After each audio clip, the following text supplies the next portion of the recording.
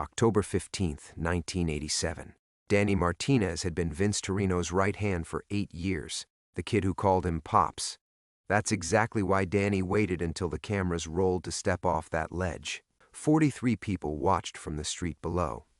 Vince stood behind the monitor, counting down the safety checks like a prayer. Danny looked straight at him through the 4th-floor window, smiled, and stepped into empty air. What happened in those 3 seconds changed everything. The studio covered it up, the insurance paid out.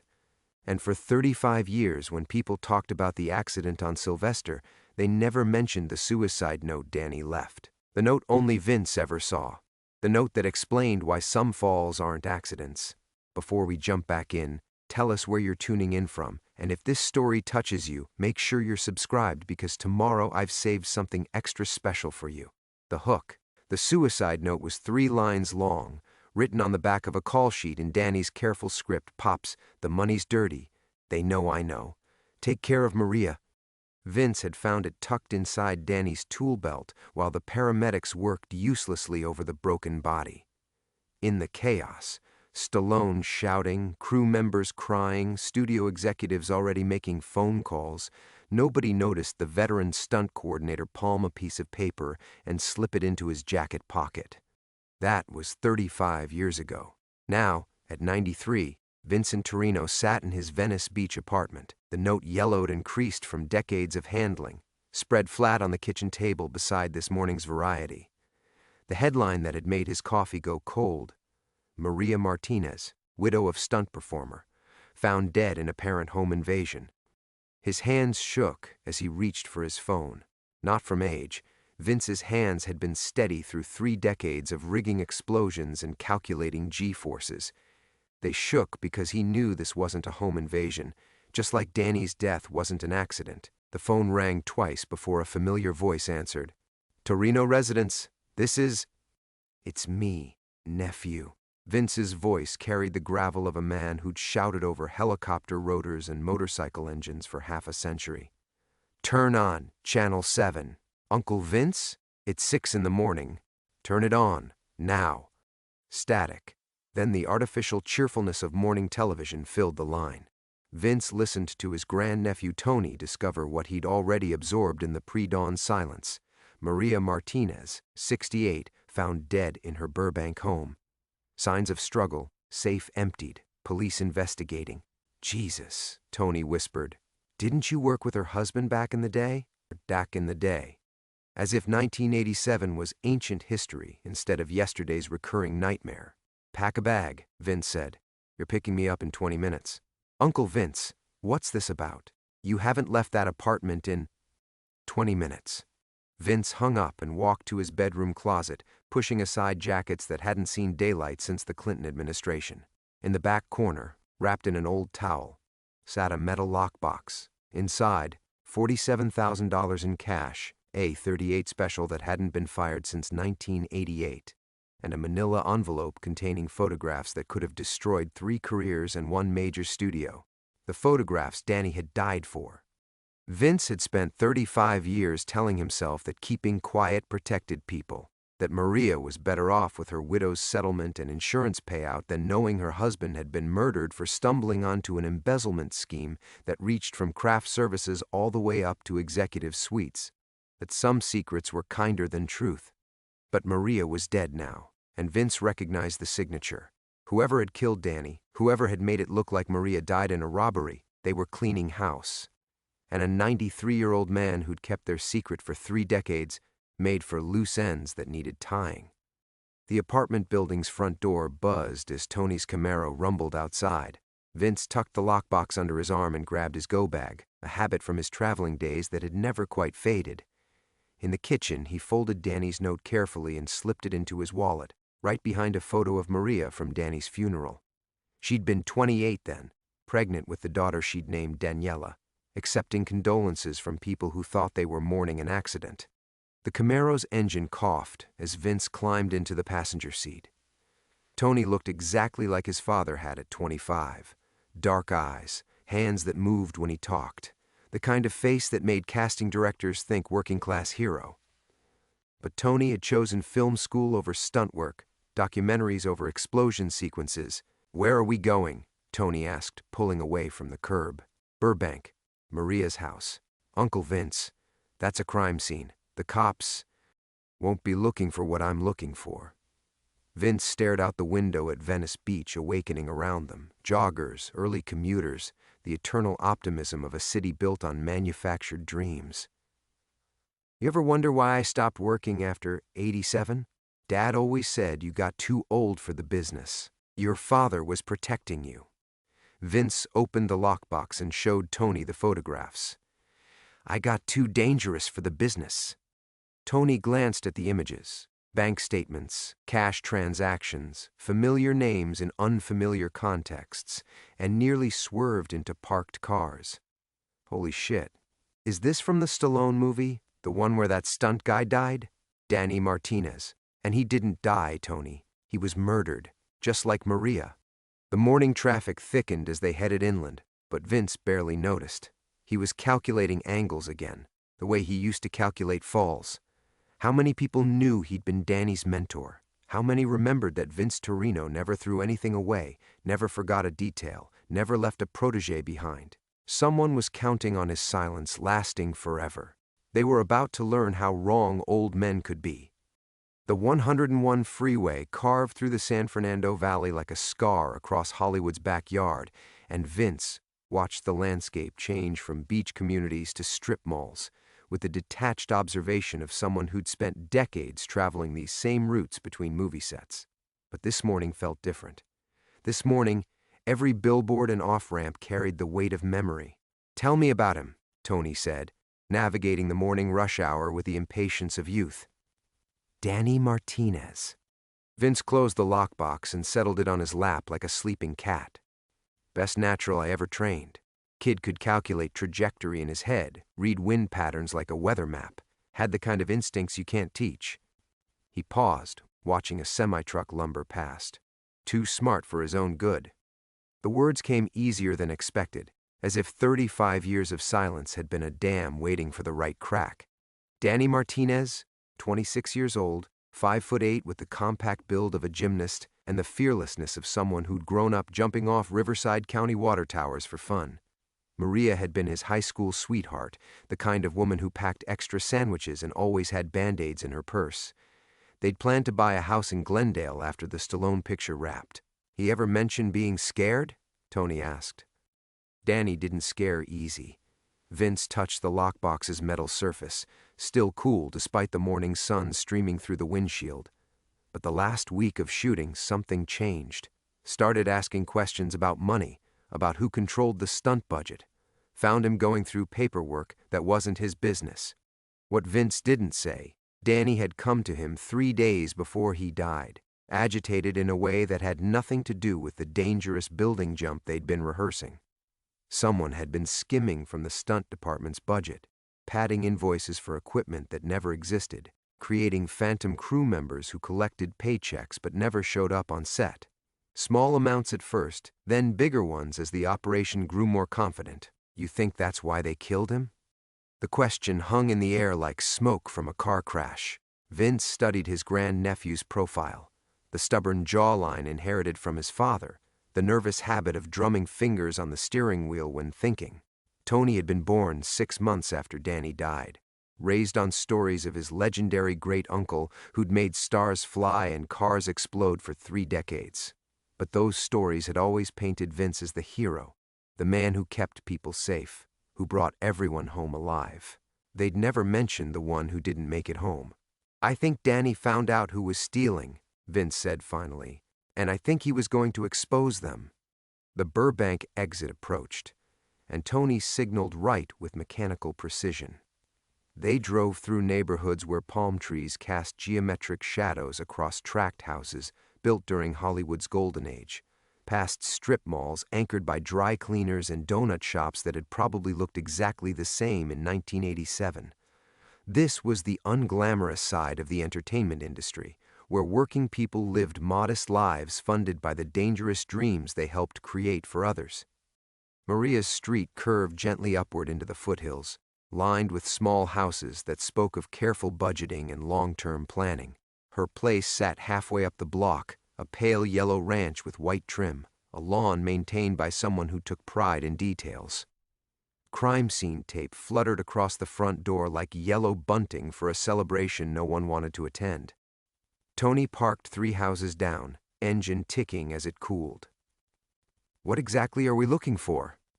Vince unbuckled his seatbelt but didn't move to get out. From this angle, he could see Maria's kitchen window, where she'd stood 35 years ago making coffee for the insurance investigator who'd come to discuss Danny's death benefits. Vince had watched from his car then too, wrestling with the decision to tell her the truth or protect her from it. He'd chosen protection. He'd chosen silence. Danny was methodical, he said. If he was building a case against someone, he'd have kept records, hidden them somewhere safe. Vince opened the car door, feeling the weight of 9 decades in his joints. Maria was the same way. Never threw anything out, never forgot a detail. The morning air smelled of jasmine and sprinkler systems, with an underlying hint of smog that never quite left the valley. Across the street, an elderly woman in a pink bathrobe retrieved her newspaper and stared at them with the frank curiosity of someone who'd probably already given 3 interviews to local news crews. "Uncle Vince," Tony said quietly. "If you're right about all this, if someone killed them both to keep this quiet, then you're..." Next, Vince closed the car door and started walking toward the house. "Yeah, I know," but walking away wasn't an option anymore. Not with Maria dead. Not with Danny's note still folded in his wallet like an unpaid debt. Some falls you didn't calculate. Sometimes you just jumped and trusted your training to see you through. The yellow crime scene tape fluttered in the morning breeze as Vince approached Maria's front door, each step carrying the weight of 35 years of buried guilt. The house looked smaller than he remembered. Its pale yellow paint faded but carefully maintained. Maria had always taken pride in details. His phone buzzed as they reached the front walkway. "Don't answer that," Tony whispered, glancing nervously at the neighbors who'd begun to peer through curtains and crack open doors. But Vince was already looking at the caller ID, and the number made his blood run cold. He hadn't seen those digits in 3 decades, but muscle memory was a stubborn thing. Some sequences, once learned, never left your system. "Torino." His voice came out steady despite the earthquake in his chest. "Hello, Vincent." The voice carried the same measured cadence he remembered, like dialogue delivered by someone who'd rehearsed every possible response. "I heard you might be visiting our mutual friend this morning." Vince's free hand instinctively tightened on the lockbox. Across the street, the elderly woman in the pink bathrobe had stopped pretending to read her newspaper and was now openly staring at them. Marcus Kellerman, executive producer on the Stallone picture. The man who'd signed Vince's checks and shaken his hand at the wrap party, who'd sent flowers to Danny's funeral and made sure Maria received her husband's final paycheck. The man whose signature had been on half the doctored invoices in Danny's evidence file. Still sharp as ever. That's good. Keeps things interesting. A pause, filled with the distant sound of traffic. "You know, I was just thinking about the old days. That building jump sequence we filmed. Such a tragedy about young Martinez." Tony was watching Vince's face with growing alarm, but Vince kept his expression neutral. 30 years of Hollywood had taught him that every conversation was a performance, and this one might determine whether they walked away from Maria's house or joined her in whatever came after. "Ancient history," Vince said. "Exactly, ancient, the kind of history that should stay buried with the people who lived through it." Marcus's voice carried the particular menace of a man who'd spent decades turning implied threats into actual consequences. "I understand Maria passed recently. Another tragedy. This business has a way of eating its own, doesn't it?" The lockbox felt heavy in Vince's grip, weighted with photographs and bank statements, and the careful documentation of an embezzlement scheme that had probably funded Marcus's Malibu house and his daughter's private school tuition. Danny had died because he'd been too honest for his own good, and Maria had died because someone had finally realized that secrets had a way of outliving the people who kept them. "What do you want, Marcus?" "A conversation, face to face like civilized people. There's a coffee shop on Ventura, near the old studio lot. Mel's Diner. You remember it?" Vince remembered. They'd eaten there during pre-production.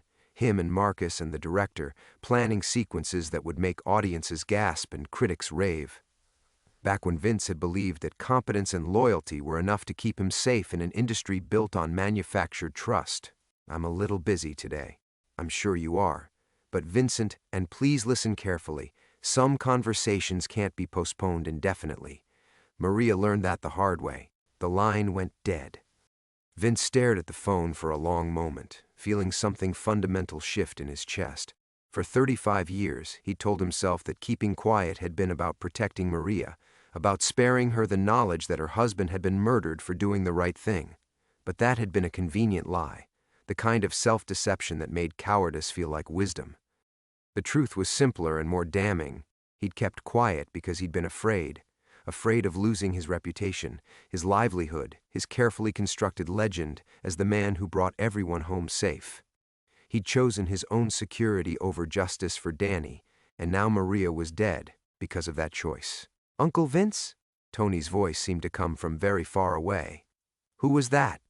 Vince looked at the crime scene tape stretched across Maria's door, then at the lockbox in his hands, then at his grandnephew's concerned face. Tony had inherited the family's stubbornness, but he'd also inherited something Vince had lost somewhere along the way, the belief that the right thing was worth doing regardless of the cost. "Someone who thinks I'm still the same man I was 35 years ago." Vince walked back toward the Camaro, his decision crystallizing with each step. He's about to learn how wrong old men can be when they've got nothing left to lose. The morning air smelled of jasmine and consequence. Behind them, Maria's house sat empty, holding its secrets like a closed fist. But some secrets, Vince realized, were meant to be opened, even if opening them meant everything else fell apart. Tony started the engine but didn't pull away from the curb immediately. His hands gripped the steering wheel like he was holding onto something that might disappear if he let go. "We're not going to that diner," he said. It wasn't a question. No. Vince settled the lockbox on his lap and watched Maria's house recede in the side mirror. "We're not." But even as he said it, Vince could feel the familiar weight of calculation settling over him, the same mental process he'd used to choreograph falls and time explosions. Marcus Kellerman hadn't made that call to threaten him. He'd made it to locate him, to confirm that Vincent Torino was still predictable enough to be managed. So what's the plan? Tony merged into traffic with the aggressive confidence of someone who'd learned to drive on LA freeways. Go to the police? The question hit Vince like a physical blow. With what? 35-year-old photographs and the word of a man who's kept his mouth shut for 3 decades? He shook his head. Marcus has lawyers who bill more per hour than most people make in a month. By the time any investigation gets started, we'll both be joining Maria. Tony's knuckles were white on the steering wheel. Then what? We just run? We think. Vince opened the lockbox and pulled out one of the photographs, a bank statement showing regular deposits into an account registered to a shell company that had existed for exactly 6 months in 1987. Danny wasn't working alone when he put this together. Someone helped him access these records, someone with connections inside the studio's accounting department. The name came to him like muscle memory: Sarah Chen, script supervisor on the Stallone picture, but before that she'd worked in the studio's business affairs office for 8 years. Sharp eyes, careful attention to detail, the kind of person who noticed when numbers didn't add up properly. She'd been friendly with Danny, had made sure he got copies of the daily call sheets and schedule changes. She'd also been the one to find Danny's body. "I need to make a phone call," Vince said, but as he reached for his cell phone, Tony's hand shot out to stop him. "Not on that. If this Marcus guy could track us to Maria's house, he's probably monitoring your phone." Tony pulled into the parking lot of a strip mall anchored by a 99-cent store and a taqueria that looked like it hadn't been updated since the Carter administration. "There's a payphone by the liquor store." The payphone was a relic from an earlier era, its metal surface scarred by decades of weather and vandalism. Vince fed quarters into the slot and dialed a number he'd memorized but never used, hoping that Sarah Chen still lived at the same Culver City address she'd given him at Danny's funeral. The phone rang 4 times before a cautious voice answered. "Hello? Sarah? This is Vince Torino." Silence stretched across the connection like a held breath. When Sarah finally spoke, her voice carried the weight of 3 decades worth of accumulated fear. Jesus, Vince. I was wondering when you'd finally call. You heard about Maria? I heard. Another pause. I also heard that someone's been asking questions about old crew members from the Stallone picture. Making calls, doing research. Very thorough research. Vince's stomach dropped. Who's asking? Private investigators. The expensive kind. They came by my house yesterday. Wanted to know if I'd kept any records from that production, if Danny had ever mentioned finding irregularities in the budget. Sarah's voice grew quieter. I told them no, but they didn't believe me. They said they'd be back. Through the strip mall's window, Vince could see Tony pacing beside the Camaro like a caged animal. A black sedan had pulled into the parking lot and was idling near the entrance, its occupants invisible behind tinted windows. Sarah, listen to me carefully. Do you still have copies of the documents Danny gave you? I've spent 35 years pretending I never saw those papers, Vince. Maybe it's time to stop pretending. The black sedan's doors opened, and 2 men in dark suits climbed out.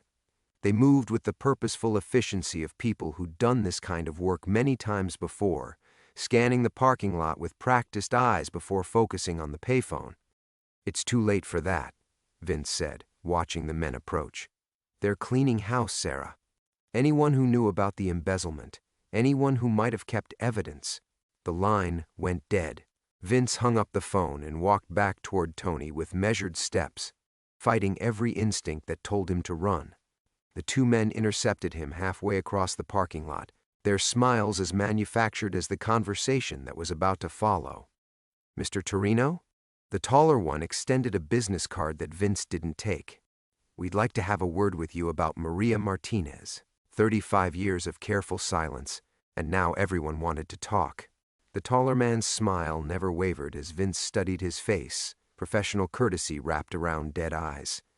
His partner hung back, hands clasped in front of him like a funeral director waiting for the family to finish saying goodbye. I'm sorry, Vince said, but I don't think we've been introduced. Johnson, Private Investigations. The man's suit probably cost more than most people's monthly rent. We're looking into some irregularities surrounding Mrs. Martinez's recent passing. Her lawyer mentioned you might have some insight. Behind them, Tony had stopped pacing and was watching the exchange with the coiled tension of someone calculating distances and exit strategies. The kid had good instincts, but instincts wouldn't stop bullets if this conversation went sideways. Maria and I hadn't spoken in years. Vince kept his voice level, the lockbox pressed against his side like a shield. Her husband worked for me once, long time ago. That's the extent of our relationship. Funny thing about old relationships, the second man spoke for the first time, his accent carrying traces of Boston neighborhoods, where conversations like this ended with people disappearing. They have a way of surfacing at inconvenient moments. Take that envelope Mrs. Martinez received. $2 million and a note that said, he knew. Makes you wonder what her late husband might have known, doesn't it? The words hit Vince like a physical blow. Marcus hadn't just been monitoring his movements. He'd been inside Maria's house, had seen the money, had read Danny's final message, which meant Maria's death hadn't been natural at all. It had been an execution disguised as an accident, just like Danny's had been. I wouldn't know anything about that, Vince said. Johnson's smile widened. Of course not. But here's the thing about investigations, Mr. Torino. Sometimes they uncover information that reflects poorly on everyone involved. Your reputation, for instance. 30 years as Hollywood's most trusted stunt coordinator. The man who never lost anyone on set. Except he did, didn't he? The second man stepped closer, and Vince caught the outline of a shoulder holster beneath his jacket. Danny Martinez. Tragic accident, according to the official report. But unofficial reports can be so much more interesting. The parking lot felt like a movie set. Too bright, too exposed, every element carefully arranged for maximum dramatic impact. Vince had choreographed hundreds of scenes like this one, where tension built to an inevitable explosion of violence. But those had been controlled environments where everyone went home at the end of the day. What do you want? Vince asked. Closure, Johnson said. Mrs. Martinez kept some items that belonged to our client, personal effects from her late husband. We'd like to recover them before they cause any unnecessary embarrassment. Your client being Marcus Kellerman. The name hung in the air like smoke from a gun barrel. Johnson's smile finally faltered, replaced by something colder and more honest. Our client prefers to remain anonymous. But yes, there are people with legitimate concerns about certain historical inaccuracies coming to light. Johnson glanced at the lockbox. Items that might give the wrong impression about events that happened long ago. Vince felt something fundamental shift inside his chest. Not fear, but its opposite. After 35 years of carrying Danny's death like a stone in his stomach, someone was finally asking him to hand over the weight. All he had to do was give them the lockbox, walk away, and let the dead stay buried. It would be so easy. The thing about history, Vince said quietly, is that it doesn't care about convenience. What happened, happened. Danny Martinez found evidence of embezzlement on the Stallone picture. He was going to expose it, so someone killed him and made it look like an accident. Johnson's partner shifted position slightly, his hand moving toward his jacket. That's a serious accusation, Mr. Torino. The kind that could destroy a man's reputation if he couldn't prove it, or if he died before he had the chance to try. The words came out steadier than Vince felt. Behind the two men, Tony had moved to the driver's side of the Camaro, engine already running. Smart kid. He'd figured out how this was going to end before the adults finished their dance of threats and counter-threats. Johnson pulled out his phone and typed a quick message. Within seconds, 2 more black sedans pulled into the parking lot, positioning themselves to block the exits. Professional work, the kind that cost serious money and left no room for improvisation. "Last chance, old man," Johnson said. "Hand over whatever Danny Martinez gave you, and this ends quietly." Everyone walks away. Everyone keeps breathing. Vince looked at the lockbox in his hands, then at Tony waiting by the car, then at the strip mall where ordinary people were buying groceries and picking up dry cleaning, oblivious to the small war about to erupt in their parking lot. Some falls you calculated carefully, measuring angles and impact points until you were certain of a safe landing. Others, you just jumped and trusted gravity to sort out the details. "The boy doesn't know anything," Vince said. "Let him go." Johnson's smile returned, predatory and final. "I'm afraid that's not how this works." Vince felt the world tilt sideways as the truth hit him with the force of a botched stunt landing. His grip tightened on the lockbox as he stared at Johnson's confident smirk, and suddenly everything, every conversation, every carefully constructed memory, shifted into a new and terrible focus. "You know what the funny thing is about your story, old man?" Johnson's voice carried the casual cruelty of someone revealing a punchline. "Danny Martinez never found any evidence of embezzlement. He created it." The words landed like physical blows. "That's impossible." "Is it? Think about it, Torino. A young stunt coordinator, ambitious, hungry for his big break, wife at home, bills piling up, watching guys like you live the life he wanted." Johnson pulled out a manila envelope from his jacket, thick with photographs and documents. "Your boy Danny was skimming from equipment budgets for months. False invoices, phantom rental fees, kickbacks from suppliers. He was good at it too. Might have gotten away with it if he hadn't gotten greedy."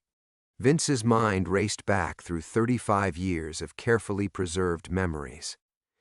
Danny's nervous energy in the weeks before his death.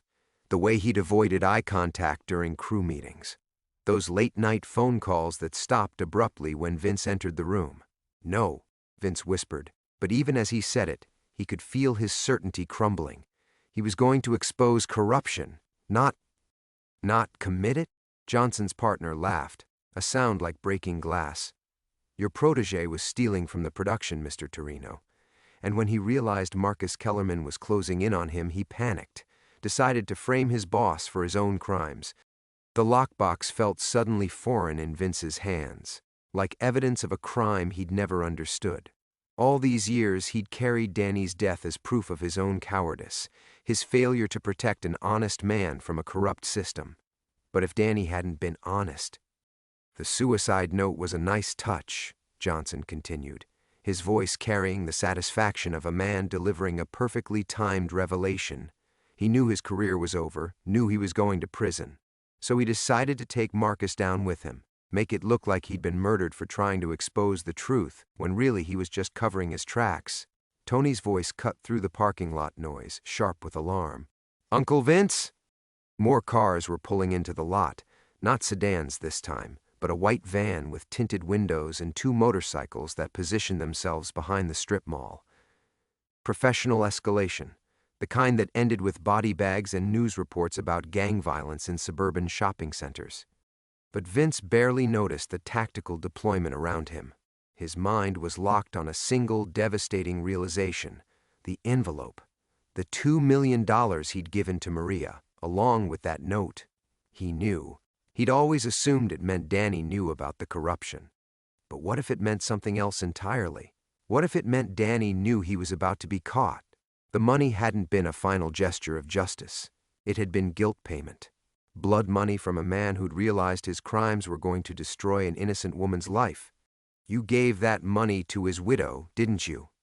Johnson's smile turned genuinely warm, the kind of expression a therapist might use while discussing childhood trauma. "All these years, thinking you were delivering Danny's final act of heroism, when really you were just delivering the profits from his theft." Every memory was rewriting itself in real time. Danny's insistence on handling certain vendor relationships personally, his reluctance to let Vince review the detailed budget reports, the way he'd started drinking heavily in the weeks before his death. Not the behavior of a whistleblower, but of a man whose lies were catching up with him. "The beautiful irony," Johnson continued, "is that Marcus Kellerman was completely innocent, a by-the-book producer who actually tried to help when he realized money was missing. But your boy Danny had already set him up as the fall guy, created a whole paper trail of false evidence, doctored bank statements, fabricated invoices with Marcus's forged signature." Vince felt 35 years of carefully constructed purpose collapse like a controlled demolition. He'd spent decades carrying the weight of Danny's murder, had let it define every decision, every relationship, every moment of his life since that terrible day on the Malibu backlot. And it had all been built on a lie. "The kid doesn't need to die for Danny's sins," Johnson said, his voice almost gentle now. "Neither do you. Just hand over the evidence, and we can all pretend this conversation never happened. Marcus deserves to have his name cleared, don't you think?" Vince looked at the lockbox, then at Tony's terrified face, then at the web of vehicles closing in around them. For the first time in 35 years, he wasn't sure who the real victim had been, or who the real villain was supposed to be.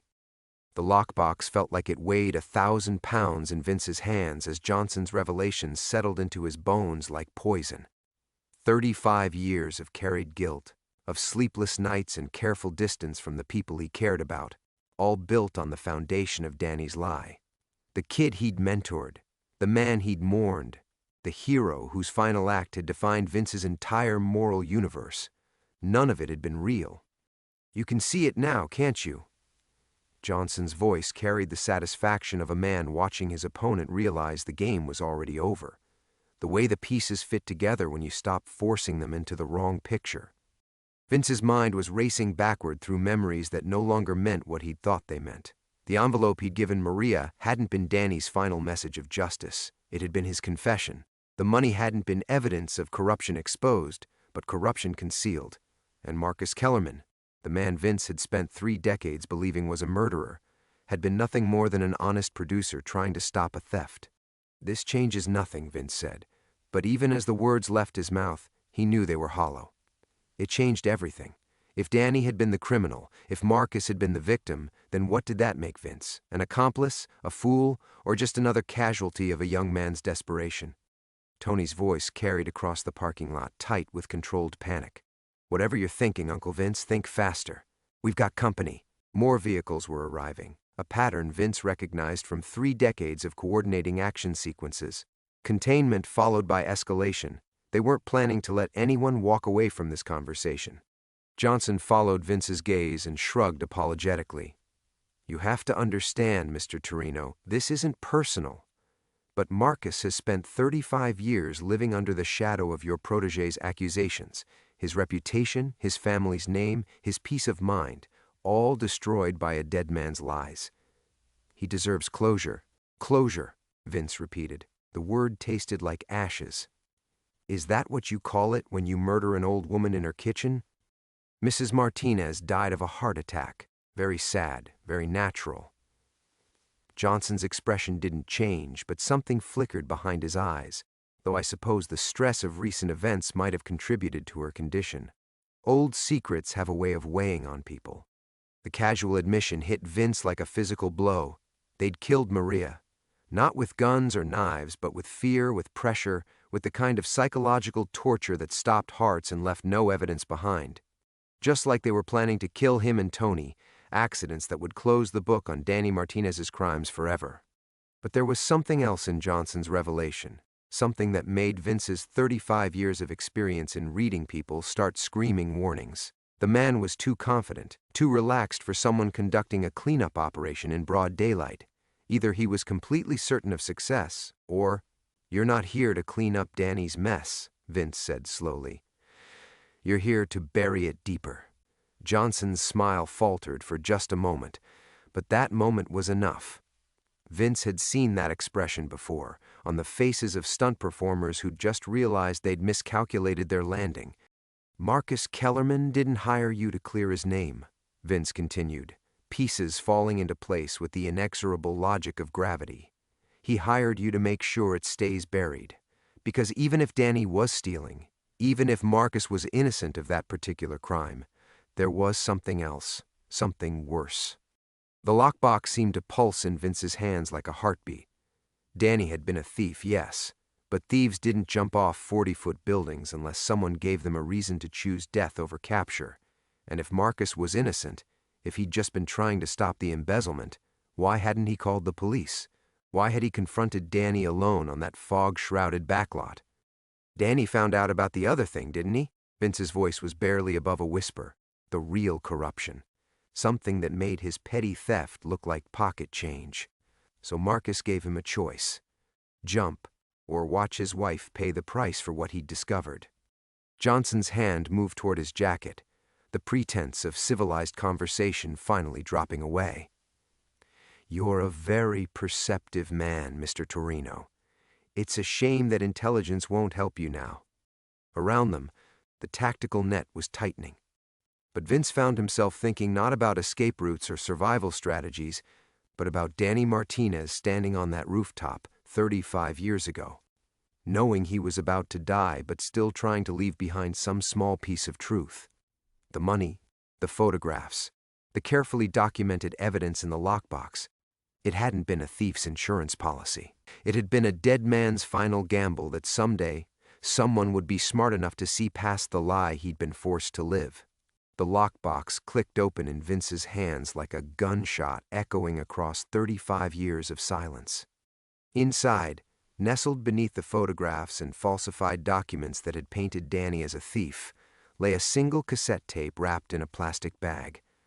The label, written in Danny's careful handwriting, read, "For Maria, the real story. DM, October 15th, 1987. The date was 3 days before Danny's death." "You son of a bitch," Vince whispered, understanding flooding through him with the force of revelation. "You made him wear a wire." Johnson's composure cracked completely, his hand moving to his weapon. "Put it down, old man. Whatever you think you know. I know that Danny Martinez was stealing, yes. Small amounts, petty theft to pay for his wife's medical bills." Vince's voice grew stronger with each word, 35 years of guilt transforming into something harder and more focused. But when Marcus caught him, he didn't call the police. He made Danny an offer. Keep stealing, but steal bigger, and record every conversation with the people Marcus was really working for. The tape seemed to burn in Vince's palm. Danny hadn't been a simple thief or a noble whistleblower. He'd been a trapped man, caught between his own crimes and something infinitely worse, forced to become an unwilling spy in a corruption network that reached far beyond a single movie production. "The Stallone picture was just the beginning, wasn't it?" Vince continued, pieces falling together with inevitable precision. Marcus was laundering money through film productions, drug money, mob money, money from sources that would have ended careers and started prison sentences. Danny found out, and Marcus turned him into an asset. Tony's voice cut through the tension. "Uncle Vince, whatever's on that tape, they're not going to let us walk away with it." Around them, the tactical net had closed completely. 8 men, 4 vehicles, all positioned with military precision. But Vince had spent 3 decades calculating impossible odds and finding ways to make the impossible look easy. "Here's what really happened on that rooftop," Vince said, his voice carrying across the parking lot with the authority of absolute certainty. Danny had been recording Marcus's conversations for months. Names, dates, bank account numbers, enough evidence to bring down not just Marcus, but everyone connected to his operation. And on October 18, 1987, Marcus found out about the tape. Johnson's weapon was halfway out of its holster, but he hadn't completed the draw. Some part of him needed to hear the rest of the story, needed to know how much Vince had figured out. Marcus didn't give Danny a choice between jumping or going to prison, Vince continued.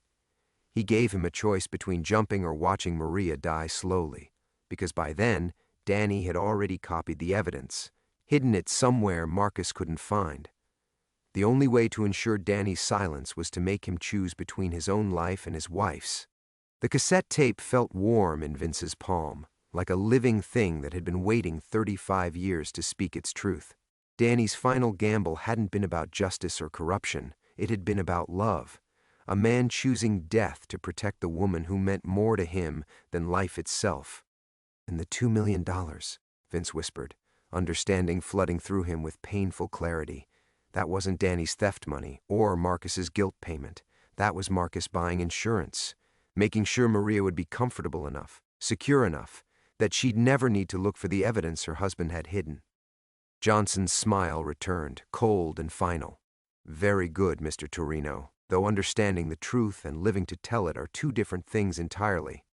The weapon cleared leather in a smooth, practiced motion. But Vince was already moving. 35 years of calculated risks and split-second timing condensed into a single moment of absolute commitment, not toward cover or escape, but toward Johnson himself. The cassette tape flew through the air in a perfect arc as Vince tackled the man who'd killed Danny Martinez, as surely as if he'd pushed him off that rooftop himself. Behind him, Tony's engine roared to life, and the careful choreography of the parking lot dissolved into chaos. But for Vince, falling through space toward an uncertain landing, there was only the crystalline clarity of a man who'd finally stopped running from gravity. Danny Martinez had died protecting his wife from monsters. For 35 years, those same monsters had lived free while Danny's memory was buried under lies. That ended now. The cassette tape hit the asphalt and skittered toward Tony's car as gunshots echoed across the strip mall like thunder. Some falls you calculated carefully, measuring every angle and variable. Others, you just jumped and trusted that someone would be there to catch the evidence when you landed. The asphalt came up fast and hard, just like Vince remembered from his early days learning to fall. The difference was that at 63, bones broke easier and healed slower, and the man underneath him was fighting back with the desperate efficiency of someone who'd killed to protect secrets before. Johnson's elbow caught Vince in the ribs, a sharp crack that sent lightning through his chest. But Vince held on, 35 years of pent-up rage giving him strength his aging body shouldn't have possessed. Around them, the parking lot exploded into chaos. Tony's car spinning gravel as he dove for the cassette tape, more gunshots echoing off the strip mall's concrete walls like thunder in a canyon. "Got it!" Tony's voice cut through the noise, and Vince heard the car door slam, tires screaming against asphalt as his nephew raced toward the street with Danny's final testimony clutched in his hands. Johnson bucked underneath him, reaching for the gun that had skittered across the parking lot when they'd gone down. Vince grabbed the man's wrist, feeling tendons strain and bones grind together. At this age, every fight was a race against his own body's limitations. 35 years, Vince gasped, blood from his split lips spattering the asphalt. 35 years that boy's been dead while you people lived free. "He was a thief," Johnson snarled back, his free hand clawing at Vince's face. "A small-time crook who got in over his head." He was a man who loved his wife enough to die for her. Vince's voice carried the weight of absolute conviction. More than you bastards will ever understand. The sound of sirens began to wail in the distance. Tony had made it far enough to call for help. Johnson's backup was already retreating, their careful tactical positions dissolving as the job shifted from cleanup to damage control. But Johnson himself wasn't running. His hand found a backup piece from his ankle holster, and Vince saw his own death reflected in the man's eyes. Time slowed the way it always did in the moment before impact.